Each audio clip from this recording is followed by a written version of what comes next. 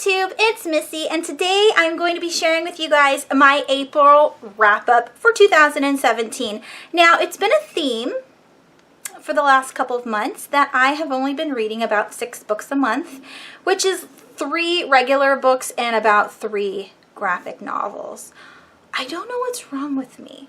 And because of this, what I'm going to be doing is I'm going to go onto Goodreads today after I'm done making this video, and I'm going to drop my goal from 150 books down to 100 books just to give myself a self-esteem boost, because I am 25 books behind right now, again, which is incredible, seeing as my very first year here on BookTube, I read 180 books in 1 year, and then the next, years after that, it was at least 150.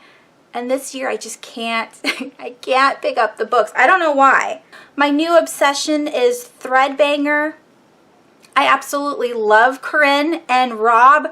They are hilarious, and they just posted a new video where now they can't cuss anymore or they won't get monetized, which is very irritating to me when there is channels out there that are supposed to be for an adult audience and ads won't play on them because YouTube is supposed to be for family, which they never said it was.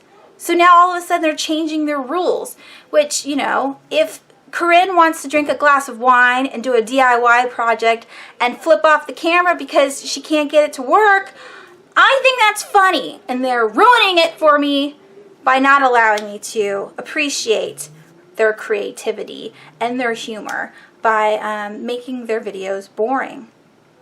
So it's YouTube's fault. Anyways, so in this video, off topic, which it's okay. It's okay not to read as much as you usually do. I'm going to give myself, some leniency. Hopefully I'll get back on track. Otherwise, oh well, I'll read more next year. So let's get started. So the very first book that I read in the month of April was In a Dark, Dark Wood by Ruth Ware. Now, this book came out, I think, in 2013, maybe 2014. It was very popular. It's an adult mystery thriller. This was my buddy read for, well, one of my buddy reads for April. I read this with Keely over at A Bibliophile's Journey. I will leave her channel link down below. And yeah, I basically surpassed her. Normally, it's me trying to catch up with her, but I accidentally read this whole book in like almost one sitting. I think I started like on chapter 3 and then read the entire book in one night, and I didn't mean to, but it was so engrossing I couldn't put it down. So this is about Nora, or Lenora. She is invited to a hen party, which is kind of like a bachelorette party for those that live in the US. And it's taking place in the woods outside of like London. And yeah, so it's a hen party. There's all these people there. The bride-to-be is a ex-best friend of Nora. She hasn't spoken to her in 10 years.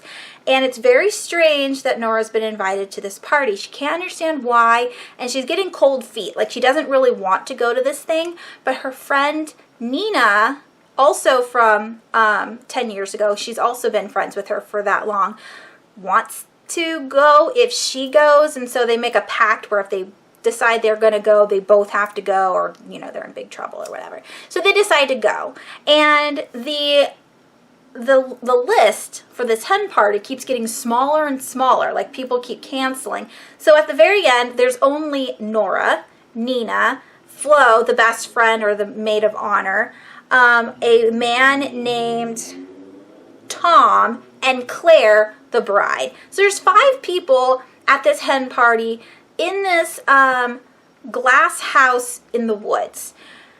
Now, on the cover it says there's a party and then there's a murder. So basically, just from the cover itself, you know that there's going to be a dead person at some point in this book, and we're going to have to figure out who this dead person is and why it happened. Now, if you've read where is it? The Malice book? Malice, with Malice. I don't have it anywhere near me. Gosh darn it. Anyways, if you read With Malice by Eileen Cook, that is a YA murder mystery thriller kind of thing that kind of reminded me of this story. I don't know which book was written first. It doesn't really matter. If you like one, you might like the other. So there's my recommendation for today.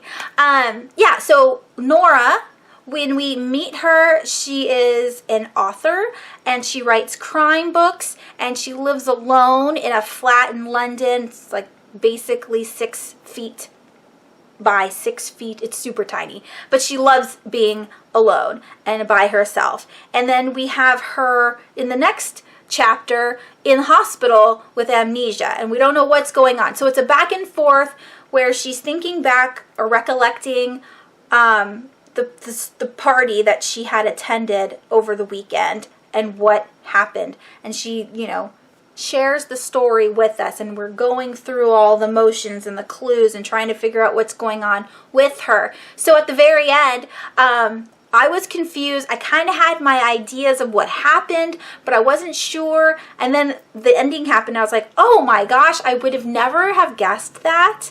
Or at least I wouldn't have guessed that the way it came out to be. I'm being very vague, I apologize, but I can't tell you or it'll ruin the story. So if you liked With Malice, you might like In a Dark, Dark Wood, and if you liked In a Dark, Dark Wood, pick up With Malice. It's kind of similar. There's a murder, there's amnesia, you might like it. So yeah, I gave this book 4.25 stars, which is kind of weird for me. I normally give either a solid star or a half star. So 4.25 because it kind of got redundant in the middle with the back and forth. And if you like reading diverse books, we have 2 gay characters in this story. And Nina is, they keep calling her Amazonian. I don't think that's what she is. I think she's Latina. So she's Latina and she's a lesbian. And we have Tom, who is gay, and he works in theater, which is kind of cliche. And yeah, Nina's a doctor. Anywho, and there's also a little bit of mental health because Flo is not all right. We don't know what's wrong with her, but she's kind of obsessive compulsive and a little, I don't know. I want to say clingy, but that's not a mental disorder. Possessive isn't a mental disorder either, I don't believe. I don't know what I'm talking about. There's all this cool stuff going on, and if you're interested, pick it up. There you go. All right, my next book that I read was a graphic novel, and that was Lumberjanes Volume 4, which was Out of Time. And I think I'm not really liking Lumberjanes anymore. The very first book was really good because they had a kick-ass cast of characters. They were doing all of these like puzzles and these, they were on adventures and fighting bad guys and mythological creatures. And then we had 3 and 4. 3 was really boring and 4 was kind of just as boring as 3. We meet a new person, but I don't really care for her. And, yeah, that's basically it. I mean, it was really boring. I gave it 3 stars because, again, I love the illustrations and I love the girls because they're funny, but I just wish there was more to the storyline. We'll see what happens in Volume 5. The next book that I read is Explorer, which was edited by Kazuki Buishi, which is the author of Amulet, a middle grade graphic novel series that I read last year and the year before. Really good. So this one is also a series. It's a collection of short stories by other graphic novel authors. There are 7 stories by 8 different people. Is that how it works? I can't remember what it was. There are 7 stories though. And I had to return this to the library. So I didn't make one for Lumberjanes, but I did make one for Explorer. So here is a clip of me going through the book and discussing what stories I liked and why. And I'll see you in a minute. So this is the book that I had to return to the library today. It is called Explorer, the Mystery Boxes, edited by Kazuki Buishi.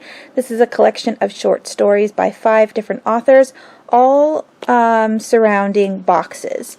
I really enjoyed this graphic novel series. The first story in here is called Under the Floorboards by Emily Carroll. I definitely enjoyed the the storyline and the drawings. Not scary, but definitely freaky if that were to happen. The next story in the graphic novel is called Spring Cleaning by Dave Roman and Raina Telgemir, maybe? This was such a cute story. I really enjoyed it. Definitely cute graphic, definitely cute illustrations. So yeah, there's that one. The next story in the book is called The Keeper's Treasure by Jason Cafoy? It kind of looks like Kazu Kibuishi's Amulets series. Like the illustrations kind of look like that. The next one is called The Butter Thief by Rad Seacrest. I really like this one. This one is funny.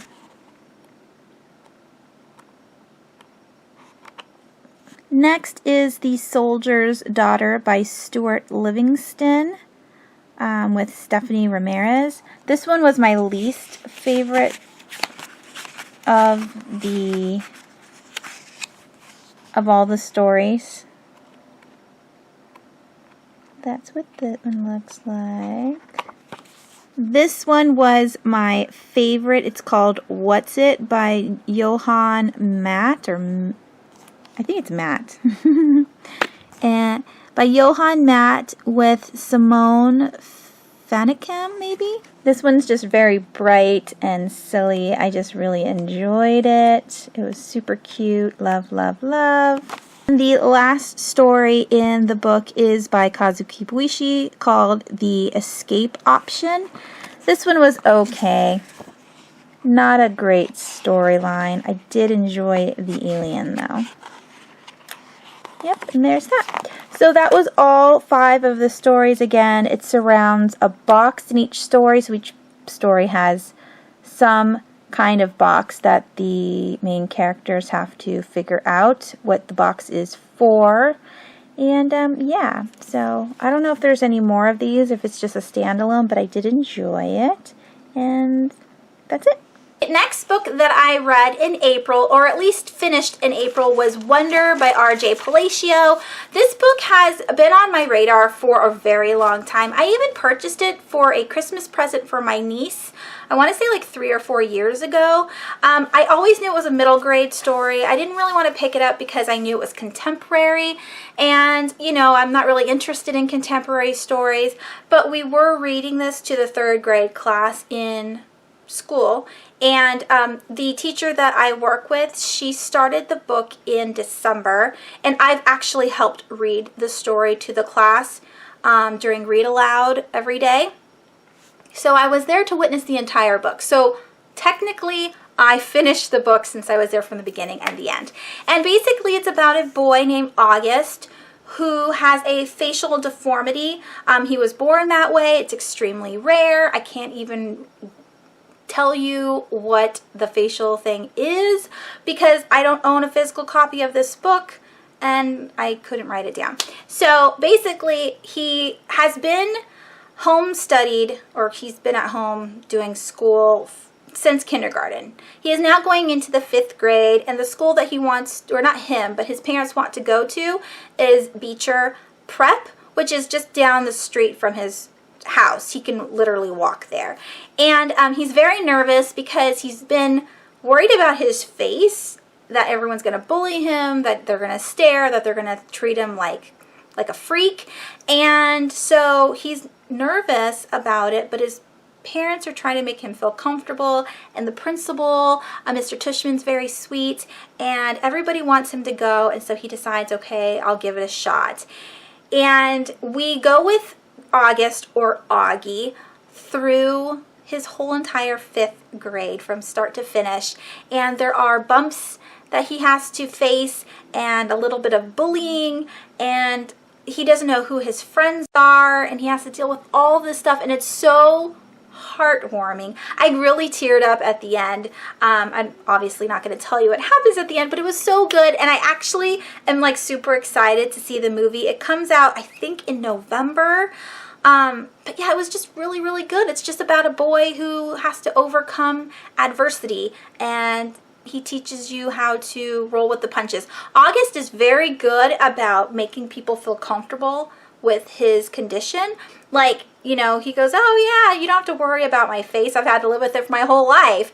But you do see those tender moments where he did wear a space helmet for a while because he was ashamed of his face. He didn't want people staring. There's a point in time where Via, his sister, doesn't want anyone to talk about him. She doesn't want to be known as the sister of the freak or the sister of the boy who has a face problem.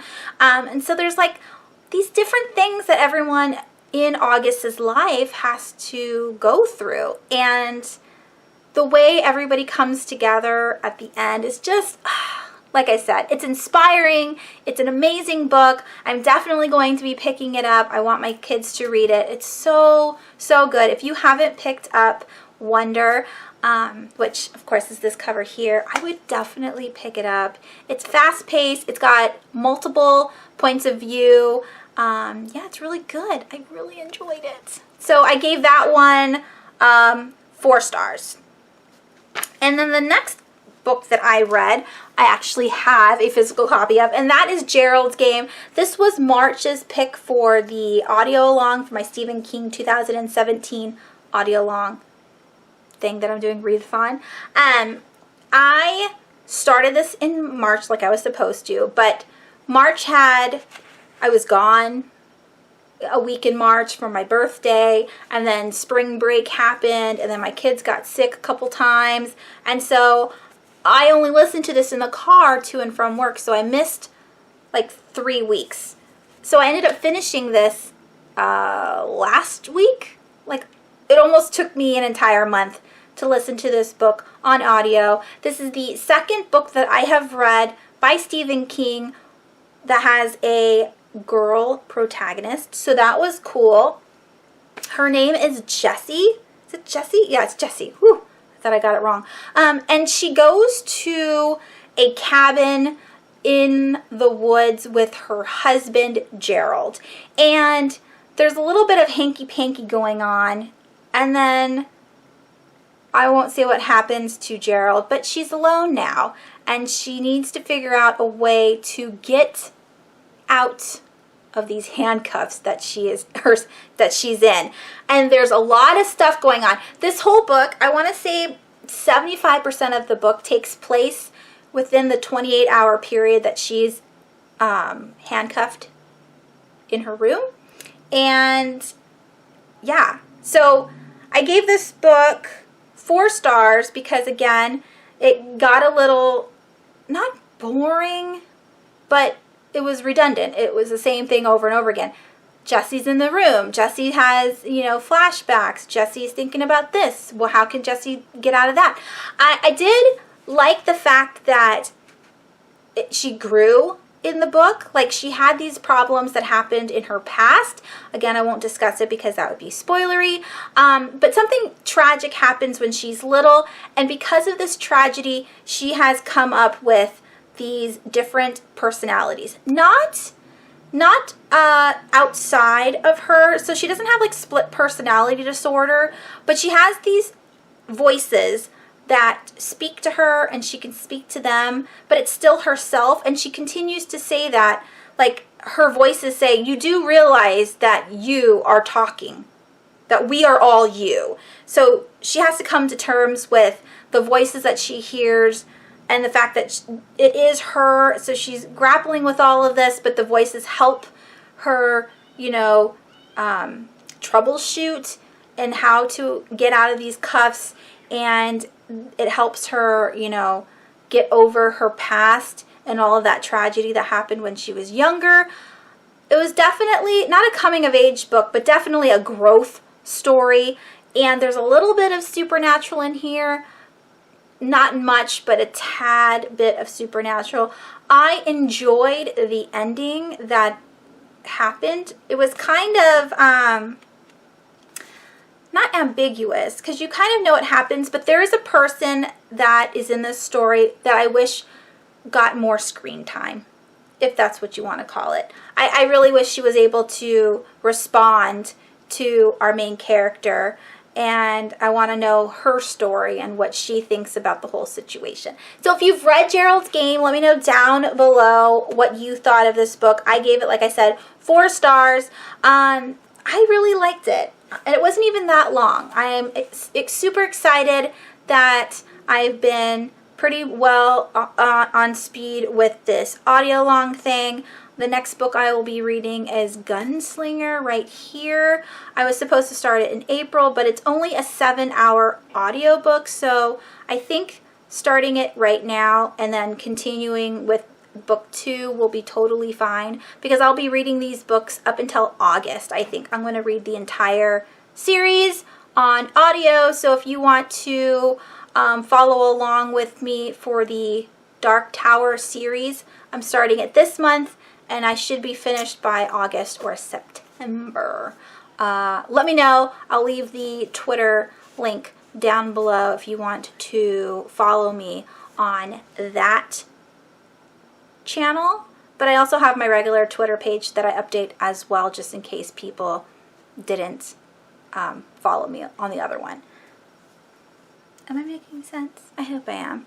All right, and the very, very last book that I finished in April was this gorgeous beauty that is in my thumbnail. I love Labyrinth. This is my favorite movie of all time. This came out in 1986, and in 1986 I was 5 years old. 81, 82, 83, 84, 85, 86. I was 5.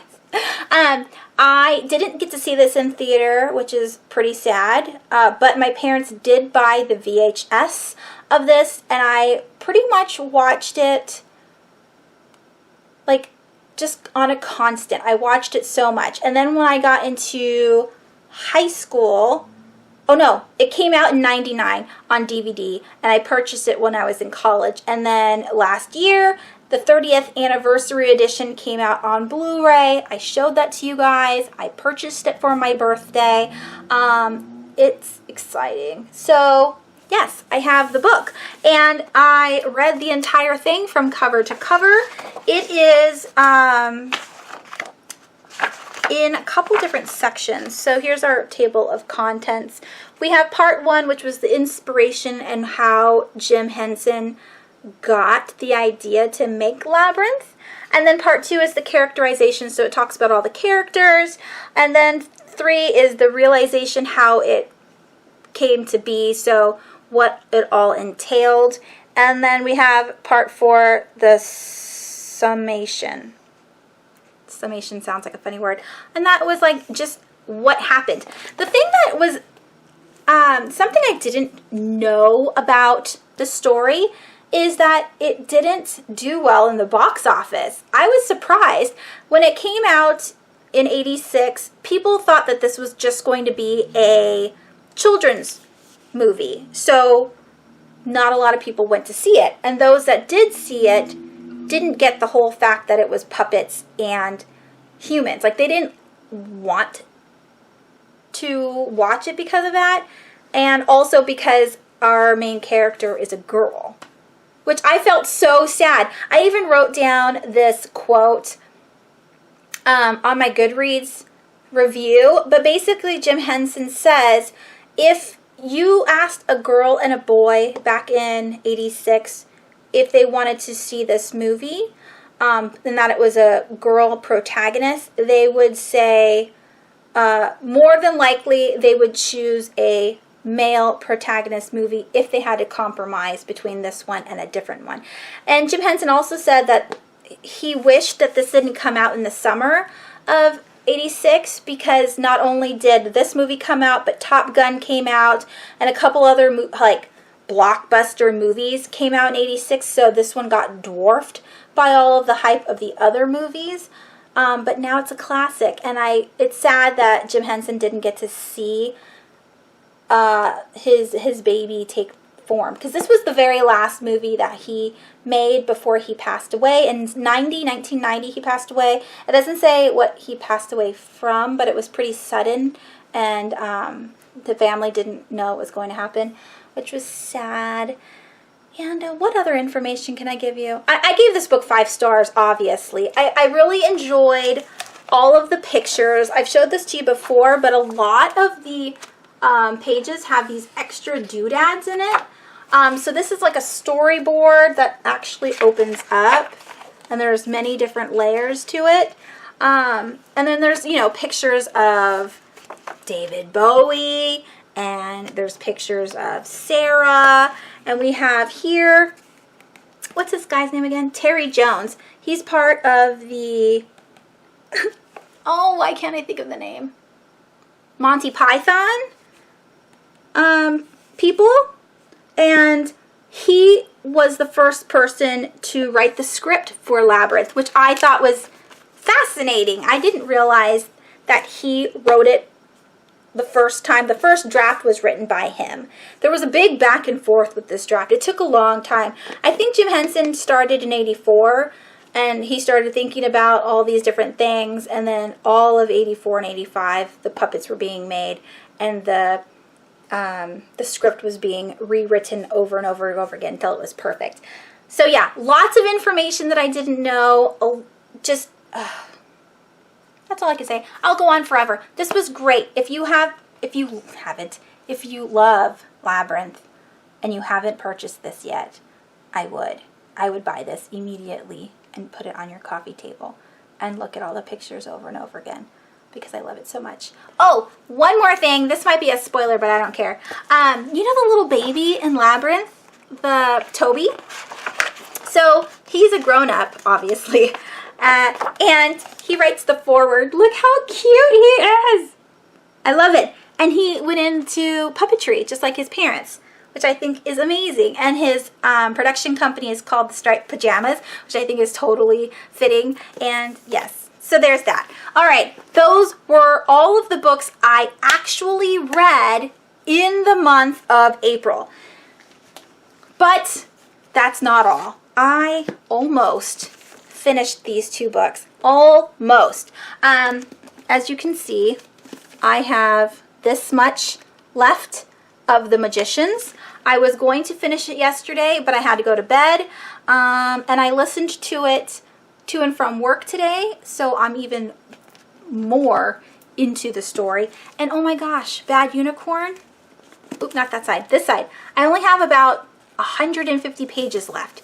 This is really good. I love it. And I love The Magicians. And actually, because it was taking me so long to read it because I was trying to read all the other stuff, once I finished Gerald's game, I picked this one up on audio, and the narrator is amazing. I absolutely love him, so I might have to listen to the other books as well. So yeah, those 2 I almost finished last night. I was really cramming, and then I got burnt out, and so I went to sleep. And then I did start Special Topics of Calamity Physics by Marisha Pessel. I'm only on chapter 2, I think. Yeah, page 34. It's actually really good. The first chapter is really good. The second chapter is getting a little tedious, only because it's giving me the backstory of the father, and he's a professor and what he does and yada yada. Don't care. Get to the good stuff. I think this is going to be, I know it's a coming of age, but I think it's also like a mystery, so I want to get to the meat and potatoes of the book. So I will definitely be reading those in May. Yes, that's it. I hope you guys have a wonderful rest of your week. Let me know down below what you read in April, and I will talk to you soon. Bye!